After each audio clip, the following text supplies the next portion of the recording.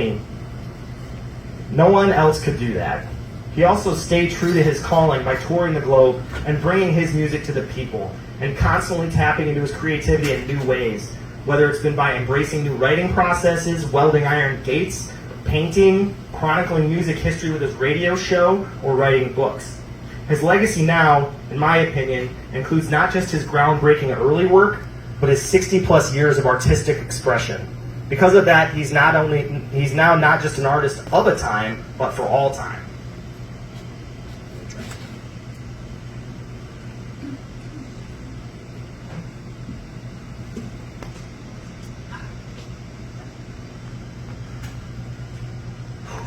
So now I'm going to talk about this book a little bit. It's kind of part two. For years, I've been especially fascinated by Bob's early life. He came from a small town in the Midwest where he didn't feel like it had a lot to offer him, and I could kind of relate to that from the start. I knew that my early life, but I did know that my early life profoundly affected who I was as a person, and figured that anyone who spent their first 20 years in one place would carry that with them forever. And here's what he had to say about that. He said the 50s were a simpler time, at least for me in the situation I was in. I didn't really experience what a lot of other people my age experienced from the more mainstream towns and cities. Where I grew up was as far from the cultural center as you could get. It was way out off the beaten path. It was a lot simpler. And when you grow up that way, it stays with you. It's sort of who I am. So when I started reading Dylan biographies, the first 15 to 20 pages were always my favorite parts. And I always wanted to know more details about Bob's youth and how growing up in that era in Minnesota shaped him. I moved to Minnesota in 2006, and in 2007, my wife and I got our first apartment. Our landlady was a woman named Betty K. Maris, a sweet lady, who was in Bob's brother David's class at Hibbing High School, class of 1964. She told us that she'd even visited the Zimmerman house when she was a kid. I'd soon discovered living in Minnesota that everyone knows someone who was Bob's cousin, or used to babysit Bob, or saw Bob at a Twins game in 1977. So when author Keith Miles sent me a message from London in February of last year and asked me to be involved in this new book that he was writing about Bob Dylan in Minnesota, I was happy to help. He'd already done books that are tourist guides to Bob-related locations in New York and London, so a Minnesota edition seemed like an obvious choice. I'd often heard that people in Minnesota don't like Bob Dylan because they were under the impression that he left and he didn't have any real connection to Minnesota anymore. Their perception was that he grew up, left, and that Minnesota was never again part of his life. In fact, when the Duluth News-Tribune posted about this year's Duluth Dylan Fest on Facebook, there were almost instantly well over 50 comments from people saying that Bob Dylan has nothing to do with Minnesota and that he shouldn't be celebrated here. Of course, I knew from reading interviews that there were plenty of instances of him talking very fondly about his home state. And I also knew that the average person in Duluth hadn't combed through hundreds of interviews to research how Bob Dylan really feels about Minnesota.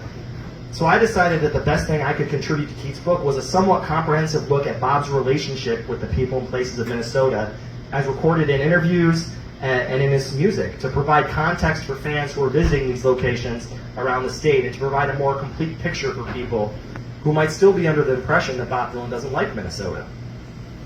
I had the chance to talk to Bob's longtime friend Louis Kemp here in Duluth in 2019.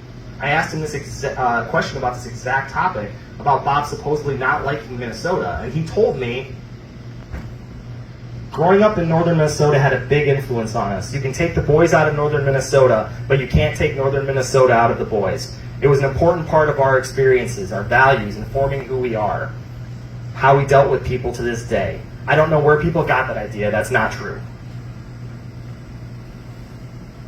As I'm sure many of you know, the idea that Bob doesn't like Minnesota traces back to a handful of things he said over 60 years ago when he was 19 or 20, when he wanted to give himself credibility as a world-weary traveling musician who had seen the country like Woody Guthrie riding boxcars and working in carnivals in New Mexico. He thought if he changed his name, made up an interesting backstory, talked in an Okie accent, dressed like a hobo, and claimed to have played with famous blues singers around the country, it would give him more musical credibility and people would find him more interesting.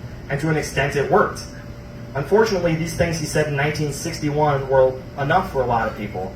But I think it's important to consider that he wasn't holding anything against Minnesota specifically. It wasn't a malicious thing that he was doing, and that it didn't last very long. In fact, by the time his first record came out in 1962, it said right on the album sleeve that he's from Minnesota. And since the early 60s, Minnesotans like to hold a grudge sometimes, though. Since the early 60s, he's spoken fondly about his experiences growing up here every time he's been asked about it. Here are some of the examples that I found as I researched the book. When he was presented with the Tom Paine Award in December of 1963, he took the opportunity to set the record straight regarding his upbringing. He told the Emergency Civil Liberties Committee, "My country is the Minnesota-North Dakota Territory. That is where I was born and learned how to walk, and it's where I was raised and went to school.